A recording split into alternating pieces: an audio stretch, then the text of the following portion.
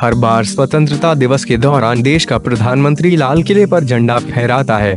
पिछले 69वें स्वतंत्रता दिवस समारोह में भी हमारे देश के वर्तमान प्रधानमंत्री नरेंद्र मोदी ने भाग लिया था और साथ ही साथ अपना भाषण देते हुए स्टार्टअप इंडिया की भी नई पहल की थी।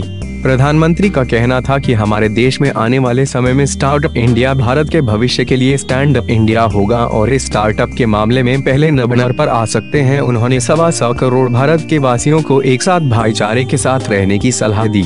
लेकिन पिछली बार की तरह भी इस बार माननीय नरेंद्र मोदी लाल किले में 15 अगस्त के समारोह में भाग लेने वाले हैं, जिसमें वे देश को एक ऐसी सौगात देने वाले हैं जो शायद किसी ने भी नहीं सोचा होगा।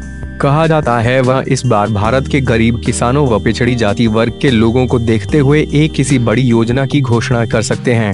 जैसा कि सभी जानते हैं, देश में चल रही किसानों की दुर्दशा के बारे में, कहीं सूखा पड़ता है तो कहीं बरसात के कारण आई हुई बाढ़ से किसानों की फसलें खराब हो जाती है। कहने को किसान अन्नदाता होता है, लेकिन आज वही आत्महत्या करने को बेबस हो जाता है। इसी के चलते देश के किसान सरकार से नाराज चल रहे हैं। ऐसे बहुत से राज्य हैं जिनमें किसान कर्ज माफी की मांगे चल रही है। इन सभी मांगों को देखते हुए नरेंद्र मोदी ने किसानों और गांव के लोगों के लिए एक बड़ी योजना लेकर आने वाले हैं।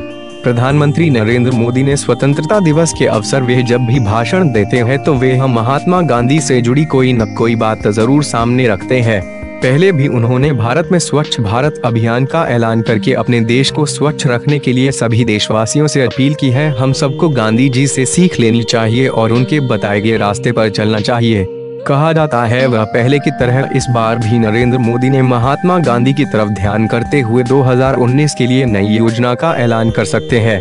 साथ ही यह भी कहा जा रहा है इस बार 15 अगस्त का कार्यक्रम 26 जनवरी की तरह मनाया जाएगा। खबर के मुताबिक कहा जा रहा गणतंत्र दिवस की तरह ही इस बार 15 अगस्त पर भी खूबसूरत झांकियां प्रस्तुत करने की तैयारी चल रही है।